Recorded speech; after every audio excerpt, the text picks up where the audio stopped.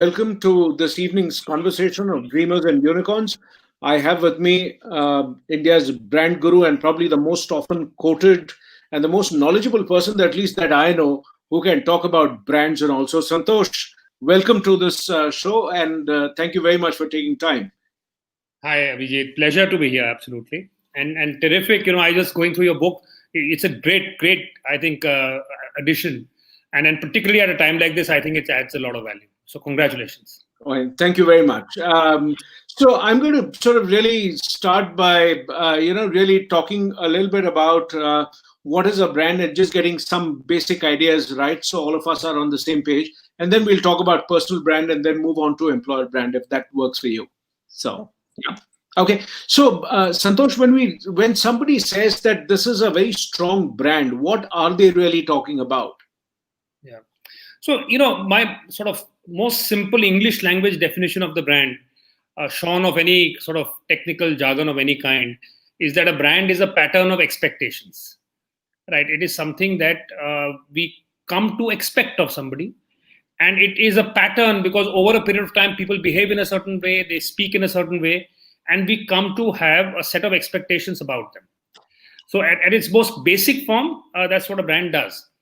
Now, strong brands are once, the other way of saying this, perhaps a little more kind of elevated way of saying this, is that brands are systems that provide meaning that are not inherent in an object, in a service, in an organization.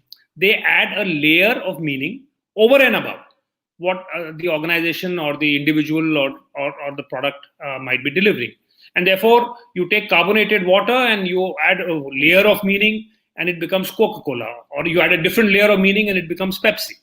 So strong brands are the ones that create the most valuable meaning in people's lives. They are the ones that we feel a strong affinity for, that build relationships, where there comes to be a sort of a strong belief in them, and that can transcend individual products. In the case of organizations, it doesn't have to do with products. It's a belief in the fact that an organization will behave in a certain way, and that over a period of time you come to trust and believe that. So I think strong brands create valuable meaning. If I was to still stay within our non-technical kind of definitions of brands. And when you look at how organizations have actually behaved during this pandemic time, when a number of organizations have had to break the contract with their employees, they've had to lay off employees and all that. When you think about it, does it mean that, those brand values that the organization stood for, the trust and all that, that is now gone forever and it's a new organization? Or is it that in this context, we expect that, this is going to happen, so it doesn't shake the brand? Yeah, I think in this context, I think there is a degree of latitude that organizations do enjoy, because I think everyone recognizes the fact that this is something that was difficult to foresee, difficult to manage. I mean, when you have months in sectors where you're virtually not sort of getting in any sales whatsoever. I think it's easier to understand that organizations would struggle. That being said, the manner in which the organization would act, regardless of what the action is also a sign of the kind of brand that you really are. And so I think the thing that with what is the kind of degree of humanity with which organizations engage with employees at a time like this, how concerned are they about actually the welfare of employees and not only about themselves. But I think the bigger issue, the pandemic, I think does allow for a certain amount of latitude. But I think the bigger issue and the bigger question comes when organizations very casually, for instance, decide to scale up and scale down in terms of the number count. And the kind of internal language is to reduce the head count, which is about the most sort of clinical and transactional way in which, because in a global company, it's often happened to so many companies, you have a problem in Latin America, which means people lose jobs in Asia. And not because of anything that you did wrong, but simply because, you have to shed so many jobs and you have to cut costs, which is a purely transactional kind of a move. I think those are the kind of things where there is no reason that is discernible, where there is no human kind of an understanding that one is capable of arriving at. I think that's where the professed brand and what the brand says to the outside world and all the wonderful things it apparently stands for, I think that gets hollowed out when it acts in a way that is very contrary with its employees. So, is it a better idea that the brand promise, if you will, is a lot more realistic rather than every other brand today tries to say that we are here to change the world, we are here to put a ding in the universe. I mean, those kind of things. Do they really have any meaning? Do they actually inspire people, or is it that it looks at there's just another thing that seems to have been said? How do you distinguish between that? I think that's a very important question, and I think it's there is a very real danger when brands set out with these very lofty sort of ways of describing themselves, of changing the world, and where your interventions are quite sort of you are not listen, you're making small things, toothbrushes and the like. I mean, surely the brand is more than a toothbrush, and that is a point, and there is of course greater room to add more meaning and value than just that. But I do believe that it is a problem. I think it is a problem when every brand makes these lofty statements, because it's very difficult to live up to them. Also, the first time you do it, there is curiosity, there is interest. What happens is that marketing is very good at debasing language. So what happens over a period of time, all superlatives lose meaning. All sort of these lofty claims lose meaning because you use them so often. So it's like it's a coin that has rubbed off, by overuse. And I think that's the kind of thing that I think there is a very real danger of. And also because I think brands are doing this because they recognize that their stakeholders, consumers, employees, are asking more from business. They are wanting business to become more responsible. They are evaluating business in I think on many more dimensions than they did earlier. So at a certain level, this is a response. This is not a change of heart internally in most cases. It is, you're reading what is the writing on the wall, that you need to, come through as being more caring, compassionate, more socially kind of oriented. The problem is that unless that is a difficult change to make, because you work in a financial ecosystem which does not necessarily recognize that. So there is an inherent tension between having to meet investors and shareholders' expectations and having to meet consumer and employee expectations.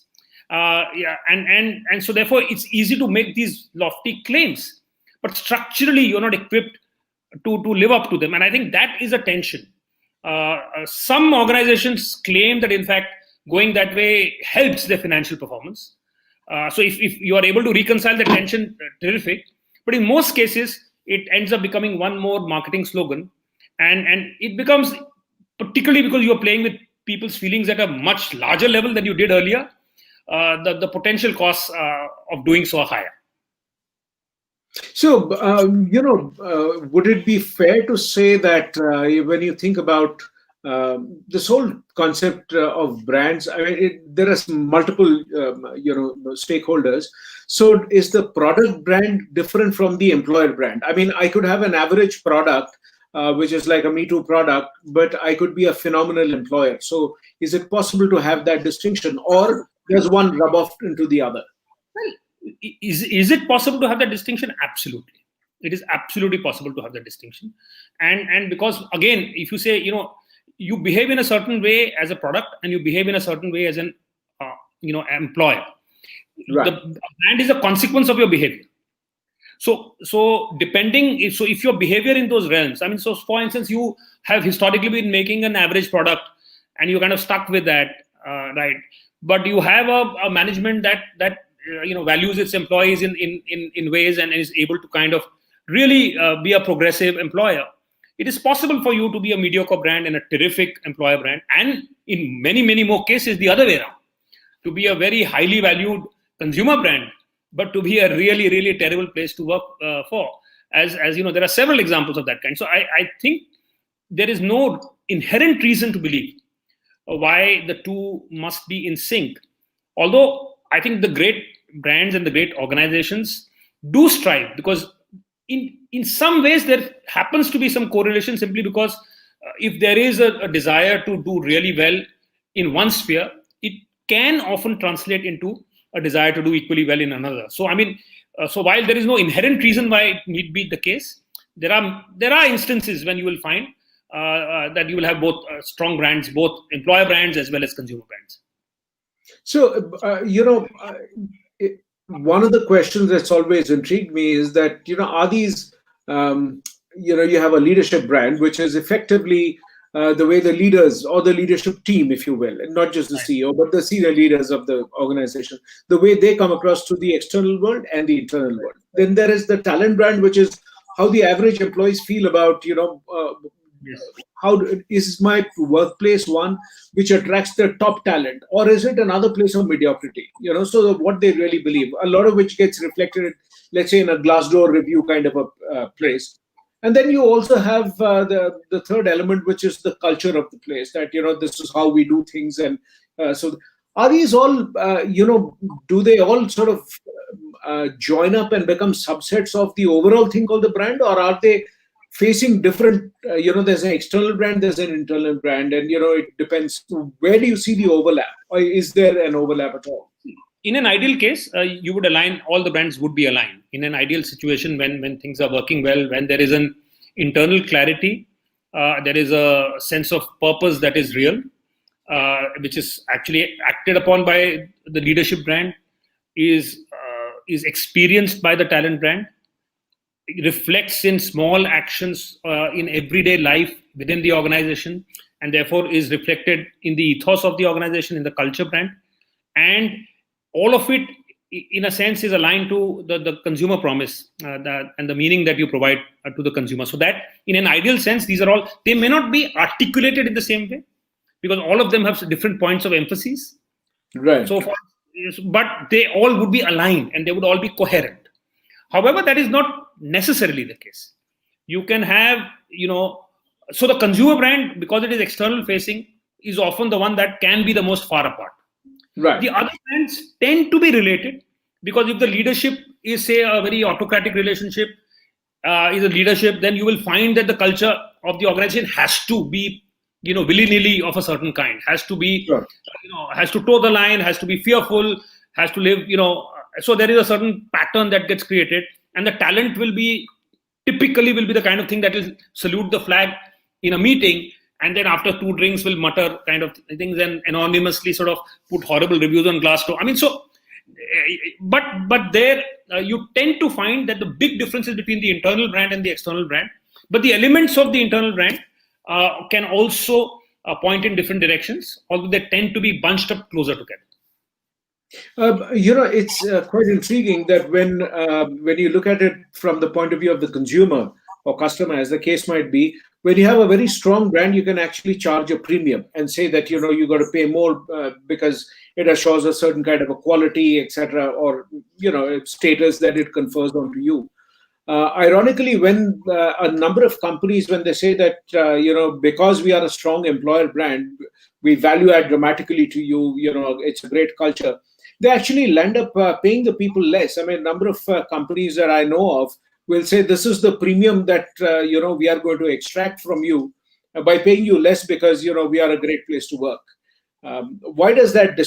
In one place you pay more, and one place you earn less. So yeah, but it's exactly the same. Actually, the same logic, right? There, the consumer is willing to pay more. Here, the employee is willing to pay more, so to speak, right? So, I mean, while they may seem to be that it's you're paying the other way around, but actually the price is being paid by the employee here to be part of this organization. And I think that's a view. I mean, that's a view that I think companies with strong cultures do have quite often.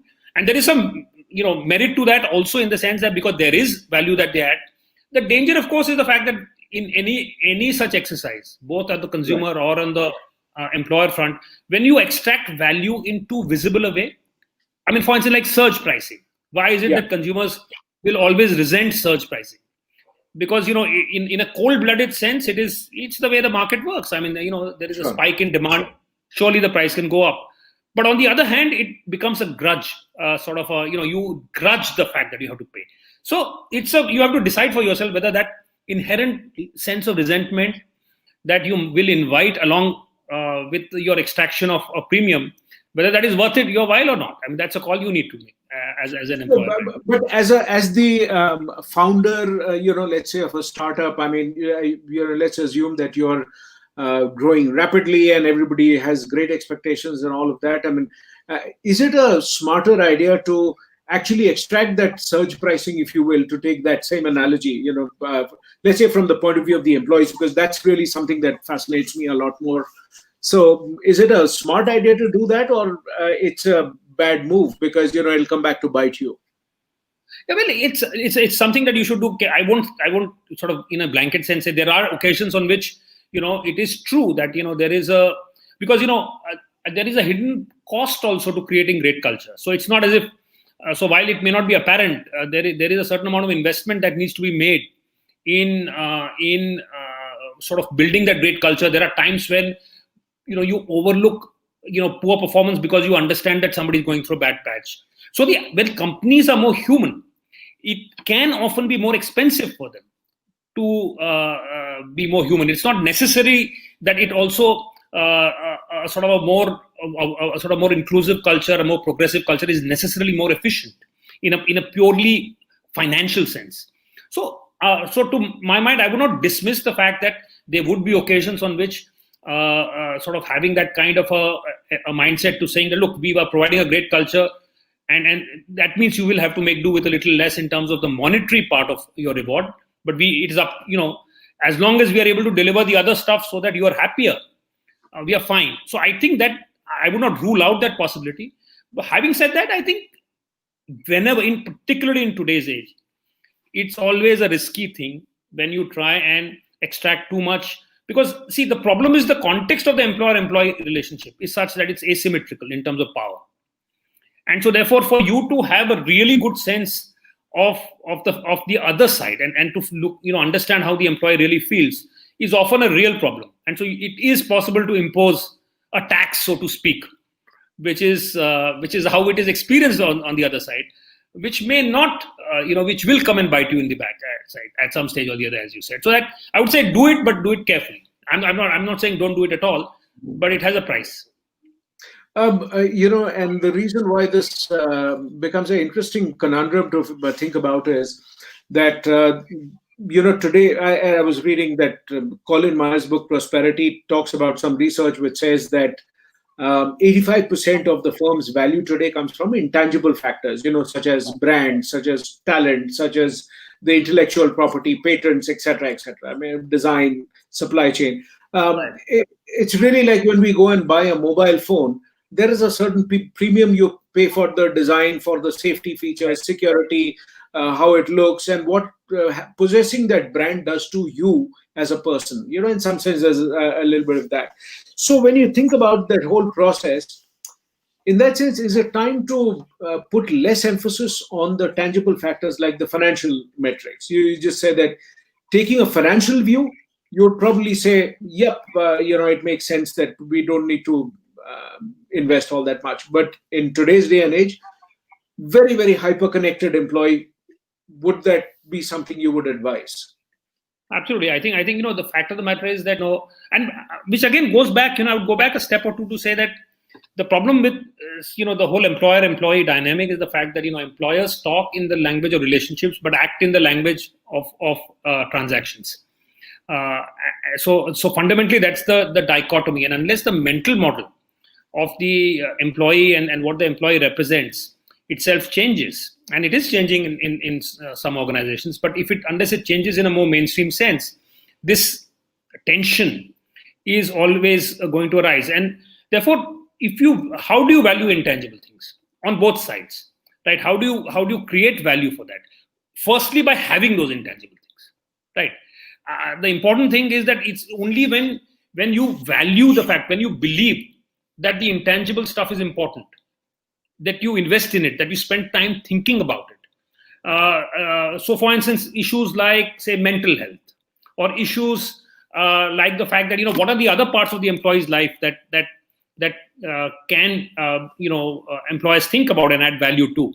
How do you allow and actually encourage and facilitate the larger growth, overall growth of employees as people? There are a whole set. Now, unless you recognize that this is important, your ability to invest in it or spend time on it, or think it merits resources and of any kind, will be low. If you do these things, then there is a fair to expect that will be valued on the other side, that there is an intangible. So a company provides a set of intangibles. Going and saying that I work at so and so company can be a source of pride for a lot of people, and that is intangible value. Just as employers providing avenues for employees to grow in their personal sense can be a source of a very good reason for employees to feel passionate and committed to that organization. So I think unless that mental model itself, so the intangible sort of the value comes in once you recognize that there is value there. Because otherwise, if you don't recognize the value at all, then it's a non-starter. And today a lot of the sense of identity that people have actually comes in from the place of work. So it is. And now we've all moved to working from home. So all those things that also added to the brand, the kind of fancy office, the perks of the office, a large cubicle, all of that has disappeared. So do you think the concept of employer brand has sort of got to be recalibrated on different measures? And how would that play out going forward? Yeah, absolutely. I think, eventually, brands create feelings through all experiences, right? So so when you go to a retail store, it is an experience. All of that becomes a way that you decode the brand. Without going to an Apple store, Apple would probably not have the kind of an aura it has around it. There is a certain theater that is involved in everything. A doctor's office is theatrical, right? In the sense that there'll be certificates and there is a signs of authority that make us sort of believe that there is, there's somebody who knows what they are doing. I allow a person to yank my teeth out. Exactly. So unless there is some sign of authority, it will be difficult. If you had a wooden bench and you're made to sit down, you would not let that person anywhere near sort of your teeth. So it's undoubtedly true that when you are sitting at home, in your shorts and sort of, and the sense of being part of a large organization and whatever the intangible rewards that you were getting out of it does get diminished. So I think what it means is that organizations have to work harder to deliver that sense of just, of course, from a more fundamental sense, a sense of belonging, a sense of purpose, a sense of being attached to something larger, but also in terms of intangible rewards. How do you feel that good about the fact that you're working where you are? How do you feel good? When you don't have those trappings or so many intangible ways that you get positive feedback, that you get reinforcement when you go into your place of work. It also works the other way around. You also get, if not done well, negative reinforcement, in your place of work. But I think recognizing this, and so the task becomes always more difficult when you don't have physical manifestations of the brand. So virtual branding is always much more of a difficult task. If you don't have a touch and feel experience, if you don't have human experiences, then to communicate ideas, we all communicate ideas through tangible things, right? So the idea of the brand does not get communicated without tangible reward. Now, on Zoom or on a platform like this, it is possible to create a sense of intimacy. It is possible to create rewards of an intangible kind, as long as you think about that and actually invest in it. When it comes to branding, is there a distinction between the way B2B brands work or the way B2C brands work? Because many people see a lot more of the B2C in more tangible numbers, and it's much more in your face. And is that an inherent advantage that B2C brands have over the business to business kind of a setting, which is far more industrial in its outlook?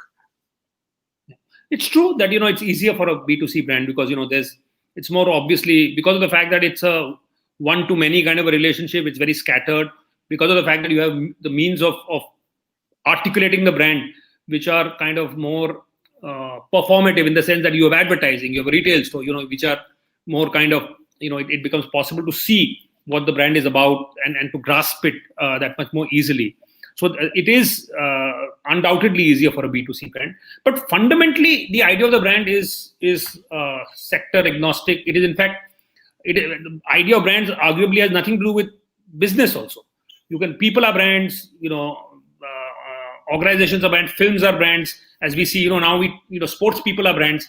The brand is a conceptual idea, right? So the B2B brand is as much a brand, but it gets communicated in other ways.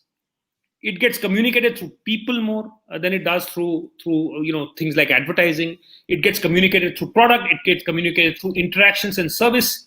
It gets communicated much more through culture. So culture, for instance, organization culture becomes much more actually customer facing in many ways than it is in the case of a B2C brand. So organization culture in many ways, I would argue, is a more important sort of marketing force in a B2B scenario than it is in a B2C scenario. Because how you come through to and deal with your customers has a lot to do with the way that the organization is hardwired. And therefore, to that extent, I think it's interesting that while it is easier to sort of talk about and think about a brand in a B2C context, the B2B, actually, the gap between the employer brand and the customer brand tends to be lower, and tends to be a greater relationship between the two. And when you think about this whole concept of a brand, does it really get shaped by the leaders' opinions, the kind of marketing spends, or does it in any way get shaped by having a very powerful influencer or a brand ambassador? Is there a role that influencers play? Well, there's a role that all elements play, right? And so the leadership plays, but I would argue that increasingly, actually, the biggest role is played by consumers and customers. A brand is what they make of it. You may try your damnedest to be A or B or C, but eventually the only thing that is real is how you are seen by others. That is what a brand is. A brand is a residual impression. It's the meaning that you put.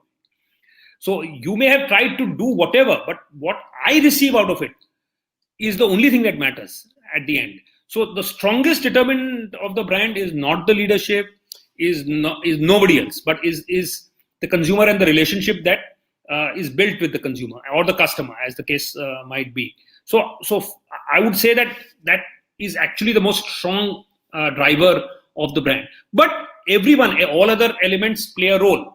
So does leadership play a role? It does, because it defines. I mean, there are so many brands that say that have been led by charismatic individuals who actually, because if the brand's values are actually represented by the leadership very strongly, then the leader becomes a very powerful source. If it is not represented that strongly by the leader, again, in a lot of organizations, the leader is not known in a branded sense, is maybe playing maybe leading the organization, but is not a brand figure.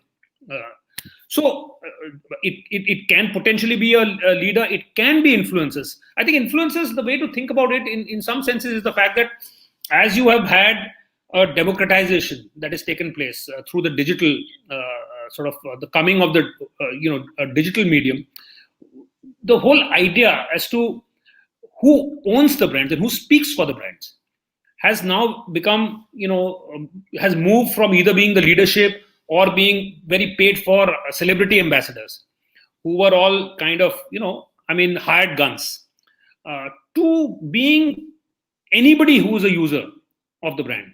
And so the genesis of the influencers is the fact that these are what I would call semi-professional consumers, right? They are people who have consumed things and have learned how to consume things, have sort of developed a fluency in consumption. They understand both what users want, consumers want, as well as how the product works or how the brand works for them. And they are kind of interpreters of that relationship. So for instance, if you have a cooking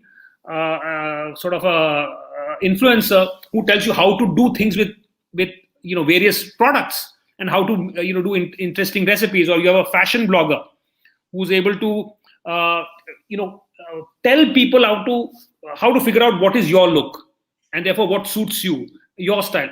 So this is a like to like, you are peer to peer kind of a education that is taking place, advertising that is taking place. So I think what you have is a completely new layer of a democratized set of spokespeople for the brand. And I think they are therefore play a very powerful role.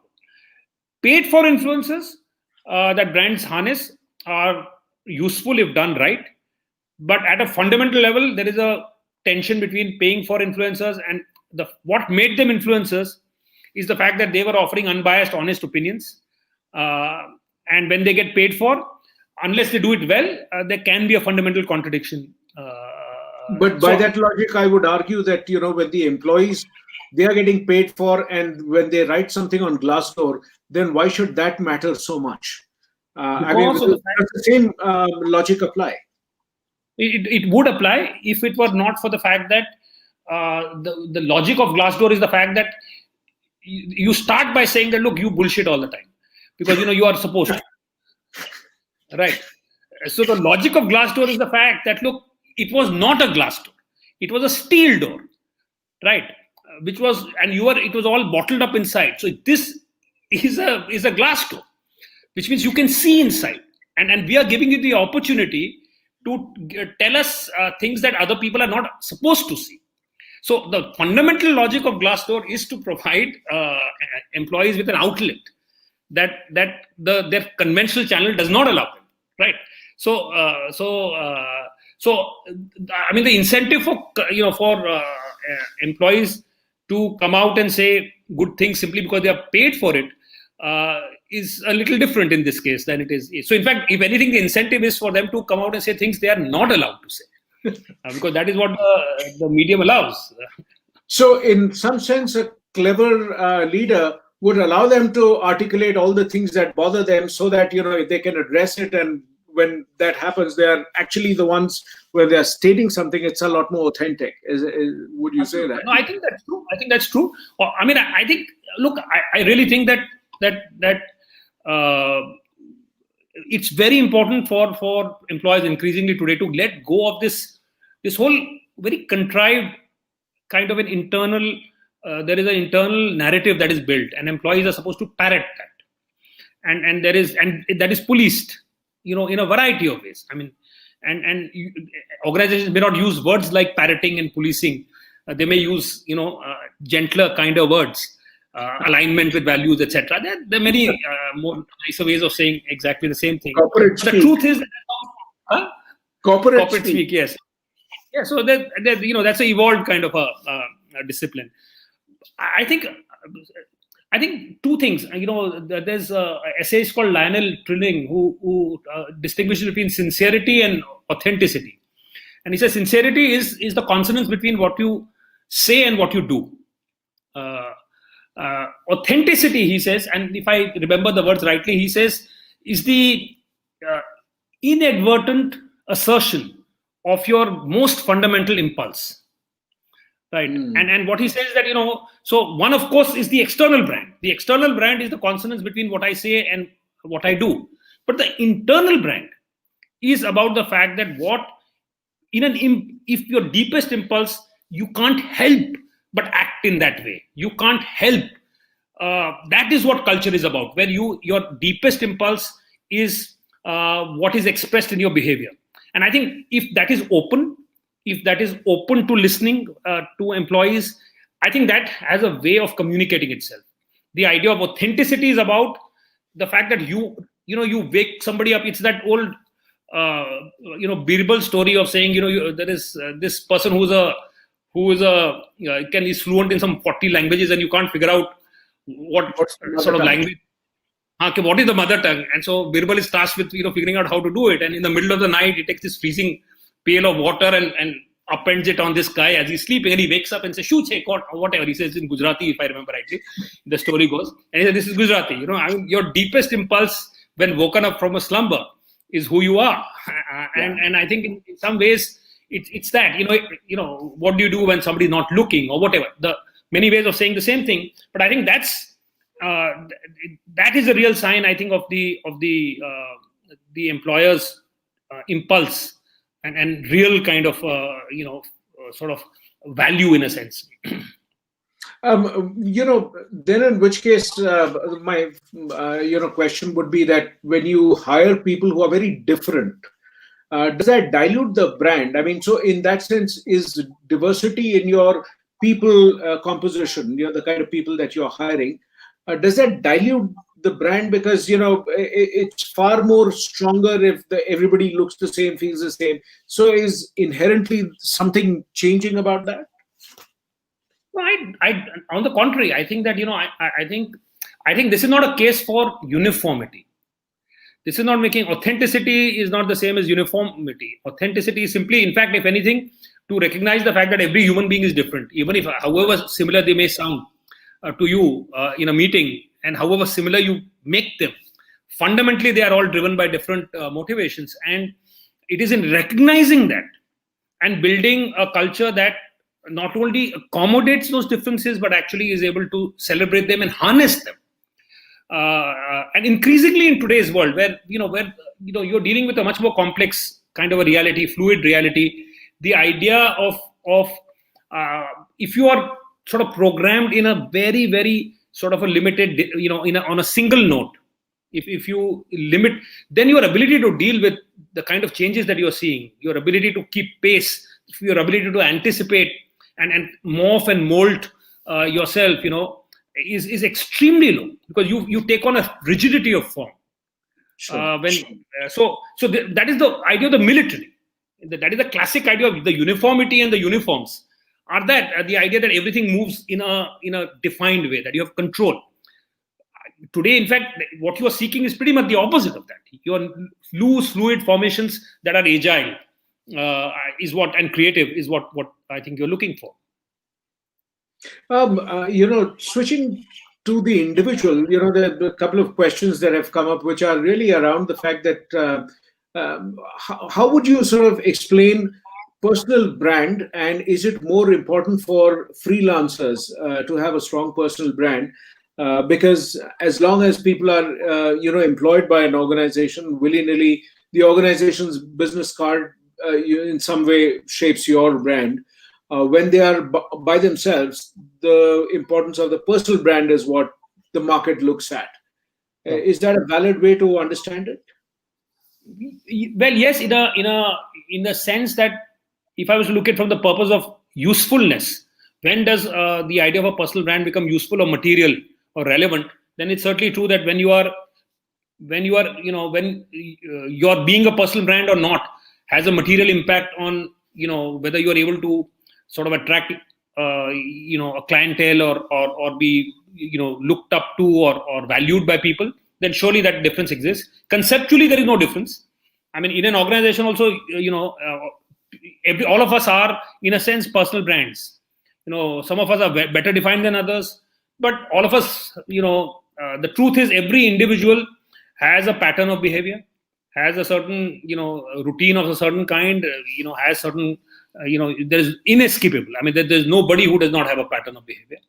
And that pattern of behavior is understood by people. So that, when dad comes home and, in a certain particular posture, it's time to kind of cut low at the backside and not be seen for, the next 2 hours. I mean, at the most simple level, everybody has a sense and they know how to read the signs because there are patterns of behavior.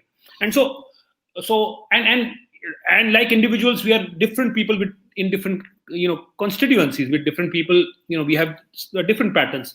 The same thing holds for, say, in the context of freelancers being there. What you're trying to do is harness and focus because of a certain use you want the brand to be put to, because there is a certain value that the brand must attract and command. There is a more conscious acknowledgement of the personal brand. In your real life with your family, you don't really care about your personal brand because it has no material value. But in a business context, it has material value, and therefore you think about it, you craft it, you pay attention to it. So to that extent, yes, there is a difference between it. So what are some of the things that you as a branding guru can offer to people to build their personal brand? What are some ways they can start? What are a couple of things they can do, and how can they sort of do this? Another question that has come up is that when people they often will advise you that on, say, LinkedIn, only post things pertaining to work. On Facebook, post things pertaining to this. On Instagram, you do so. Is that really something which is desirable, doable? That you are different things depending on the platform, or is that not being right? That you don't have a consistent footprint across. What do you think? Yeah. So I think with any brand, the starting point is saying what is the brand really about. What is the what are you really about? What therefore is the idea that you represent? What value do you add to people's life? What is the meaning that you are adding to people's life? That is the fundamental starting point for everything. So it's very important to be clear about it. So are you somebody who is an oracle? Are you somebody who is actually empathetic, understands, and gets into and really gets into therefore the specifics and the needs of a situation, and do you help people navigate every little turn and curve in their lives? And is that the kind of relationship, is the value that you are adding? Are you the brilliant sort of ideas person who comes in and throws 40 ideas at people, and is that your thing? Are you an operating kind of a sort of a fixer of things, diagnosis? And so there are several ideas that exist, and so it's important first to be clear about what and who you are as a brand, because that's So more than anything else. does it mean self-awareness, that what am I, Enormous or what would I like to be? Which of these? What am I fundamentally? What am I driven by? What am I? What am I driven by? What value do I think I add? What value then from the other side? What value is being sought, and what is the alignment between the value that I provide and the value that is being sought? How will I come through to the other person? Because that's what a brand eventually is, to just understand that. And therefore, if there is a gap between what I am and what is needed, is that something realistically that I can bridge? And if so, how? And how do I amplify the things that are valuable to the market? And in what way do I then amplify? So the how is actually a downstream question. The more important questions is the who and the what. Who am I, and what do I represent, and what is the value that I provide? And then it is that how do I communicate that? And there, I think questions like what is important is that the idea is coherent. It is not important that you have the same sort of look and feel in every medium that you're in our lives. I think that is too simplistic a notion of a brand. That is uniformity. That is not coherence. The coherence is the fact that you are in essence the same wherever you might be. Uniformity is where you then dress the same way, and where you take that to the extent of actually literally sort of appearing as the same everywhere. I don't think that is necessary, but coherence is. And I think there is absolutely nothing wrong if every medium has its own grammar. The idea that you, with an understanding of the grammar of the medium, who you are, and that cannot change, is presented in a way that understands the grammar of one medium over the other, and therefore fine tunes the way that you present yourself, is absolutely fine. I mean, we do it instinctively. Right. So, for instance, when I am talking to you and you are asking me these questions, the way that I would respond, if I had a written interview and the same questions were asked, the way that I would have answered these would have been different. There would have been a formality of language, which was greater. Even if I didn't want to, it would have been different. Sure. So it's just every medium has its own logic, its own vocabulary, its own grammar. And I think it is essential for us to sort of recognize that. And when a lot of people say that since my customers are predominantly millennials, I should be on Instagram, but my customers are predominantly working professionals, older, I should be on Twitter. Is that kind of a strategy, a great strategy? What do you think for a personal brand? Well, I think recognizing the market. I mean, like in any media, anything. If you were doing it for a brand, you would do it exactly like that. You would say that where are my consumers, where are my customers, and the whole point of being present somewhere is so that you are seen, particularly when you are marketing yourself. So I think it is very important to ask that question. So if you are, if your consumers are millennials, then it's important to be where the millennials are. It's important to speak in a way that millennials will tune in. That is not being inauthentic. That is simply, otherwise there is no point in communicating in the first place. Communication is succeeding in getting your message across. It is not in merely transmitting. So I think I absolutely see that as necessary. That if one is one is in the business of actually promoting one's own brand, then I think one must play by the rules of, and then one must do it the way that any other brand would do it. When you look at this year has been a certain kind of a has been very different from many of the previous years, to say the least. But when you look at the year going forward, would you think that the way brands would evolve, next year, would it be fundamentally different? What is your take? Would the communication patterns be different? What is your view on the future? I mean, next year, not future as in 5 years, but next year, I mean, next 12 months. What do you see happening? Because potentially, the vaccine, etc., is going to take a while to come back to everybody. So how do you think communication patterns will change between people? I don't think there is a fundamental structural shift that I expect in the next 1 year, certainly. What I do expect is, I think you will see, I believe sentiment will, lead rather than lag recovery in the sense. So I think you are likely to see because I think brands and businesses have all been waiting to change the narrative. So I do expect that there is going to be a great kind of a preemptive need that brands will feel to sort of change and bring about positivity, because I think businesses are suffering and they feel the need to sort of start pushing for change. And so I do think that somewhat ahead of the curve, before the vaccine is actually available in numbers, I think we will see a lot more communication happen from the sides of brands.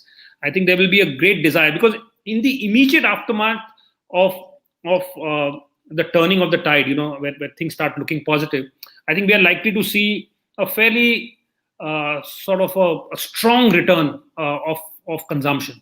I don't think it will last, simply because economically there has been a lot of damage, and therefore I think it will be a while before any kind of normalcy returns in a durable sense. But in the short term, I think there's a lot of pent up desire that all of us have, whether it is in our own lives, whether it is in acts of consumption, whether it is in terms of entertainment and travel. There is a lot of pent up need to sort of look at the world through a positive lens again. And I have a feeling that next year we are going to see a lot of, therefore, attempts that are being made, will be made by organizations, brands, to drum up good feeling.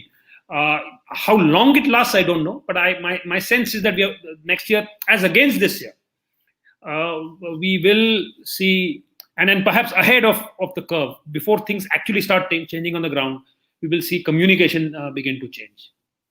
And when you look at what it means for, let's say, employer brands and the way leaders communicate with their employees today, many of them do a lot of communication, in the sense you'll find most employees actually complain that there are just way too many webinars and video meetings all day long. So they are definitely complaining about that. But at the same time, a lot of them don't feel that enough communication is happening. That's the irony of the matter. You ask the leaders, they say, we're spending so much of time, we are talking to people all the time. So is it that they should be looking at 1:1 kind of communication, and therefore people feel that, yes, I've been spoken to? Because the context is completely different now. I mean, how people respond to communication, say in a meeting room or a town hall where, 400 people are standing there, versus me sitting there, at my desk or possibly on my bed and working through my laptop, is a very different experience of work. So what should be done differently in terms of communicating? ideas? Look, I think that the important thing in any act of communication is the fact that, how much time have you spent understanding the mindset of the person you're communicating to. And I think the biggest gap often comes is that because a webinar is not communication. A webinar is a format, right? It's simply a template, right? And a webinar is an invitation, as I can testify in from personal experience, wherein you have the great facility of being able to switch off the camera and mute, your own, and there's great freedom, and just strategically appear on, at periodic intervals to register your presence, and it's possible. So that doesn't mean communication has happened. And I think just like a meeting, even a physical meeting doesn't mean communication has happened. Communication happens if you understand what the other person is feeling and is anxious about or is grappling with, and you address that. I think the gap comes. The problem of over communication is not the fact that you're communicating too much. It's still that you're not communicating enough in a meaningful sense. You see, the problem is when you do so. One-to-one communication certainly inherently has the advantage of having to sort of account for the other person's mindset. It obviously becomes more difficult as groups become larger.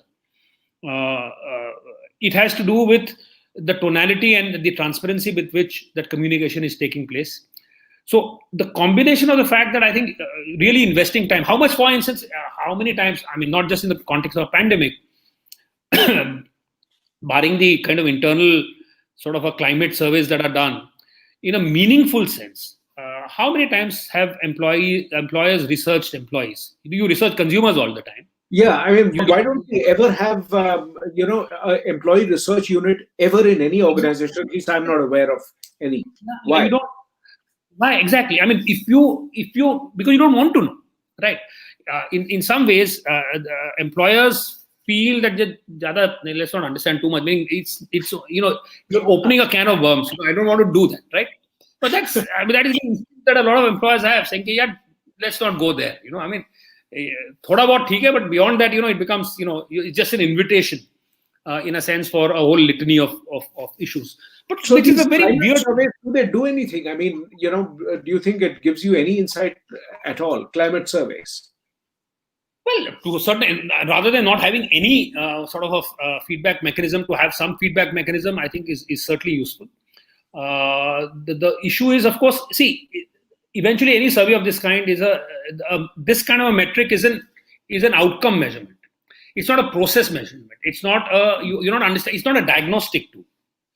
And I think what you need is the kind of research that you do with consumers. You try to understand what drives them, what what goes beyond what they are saying on the surface. Where are they coming from? I mean, those are the kind of things that what real consumer research means is that it's not asking them to fill up forms and just tabulate it. I mean, that is the most rudimentary and superficial form of research. So if you were to contrast that with the kind of work that is done with employees, it's very superficial. It's an end state measurement, and which has value, but it has only that much value.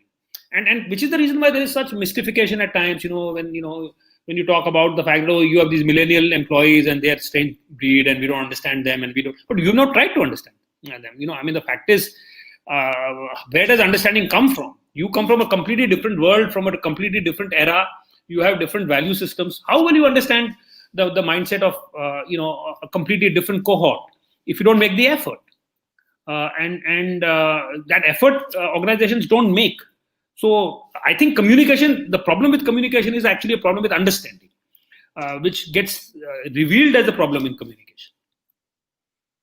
Are these terms, millennial, Gen Z, Gen X, are these even relevant in India? I mean, would you use a different categorization? So I would absolutely not use this categorization. Because I don't think these terms exist in India. We have just happily taken, something from the West. Baby boomers. I mean, India has never experienced baby boomers, for God's sake. Meaningless idea.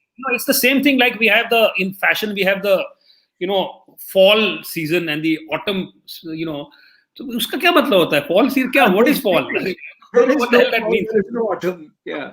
It's hot. It's exactly the same thing. Right? It's exactly the same thing. We use these borrowed kind of mind. The only thing I'll say about is the only place where I do believe that there is a narrowing of the gap between, say, the baby boomers, which is utterly ridiculous. But I would say certainly that in India, the mobile phone generation is a cohort, right? And therefore, to correspond it broadly, whether you take a one which is a mobile phone generation and the other is a smartphone touchscreen generation, and if you were to separate those two a little artificially, you could theoretically argue that there is a millennial-like behavior in one and a Gen Z-like behavior in the other. So there might be perhaps a little more correspondence simply because they are predicated on technology which has diffused through the world much more or less at the same time. Whereas the other influences that went into calling something baby boomers or Gen X were exclusive to the West. So to that extent, I think there is perhaps a little more kind of reason to use these terminologies today. But be that as it may, and however we describe them, the idea that you have a completely different cohort with a completely different view of the world, and technology and how you use technology is one of the biggest determinants of change. It's one of the biggest determinants of how we think, how we process the world, what we value, what our priorities are. All of it gets reshaped. So there is a fundamental gap that exists between people who grew up in a kind of a digital era and people who have grown up since. So if we don't make that effort in trying to understand that, then we are forever sort of condemned to think of them as another breed and sort of either patronize them or get bewildered, or then or just sort of pontificate and sound off about their alleged kind of misdemeanors. Absolutely. Santosh, I'm conscious that we've actually we are coming to the end of our time. I just want to sort of really say that it's been delightful as always. I have just one complaint though, which is that you wrote this brilliant book called Mother Pious Lady, and you haven't written another book yet. So when is that going to happen? Not all of us are you. Not all of us are you, Abhijit. Not all of us have this enormous drive and this this constant fund of things to say. So some of us, we'll try to be like you. I'll try to be. But thank you so much for saying it. Just like a cheap way of not giving a response. Sort of. No, but I'm acutely aware of it. I am working on another book, so I hopefully. Thank you. We are waiting for it. I personally am waiting for it. I just loved your previous one, and I so enjoy your columns, Santosh. Always insightful. Thank you so very much for being here. Pleasure to be here. Take care. Cheers. Bye-bye. Bye-bye.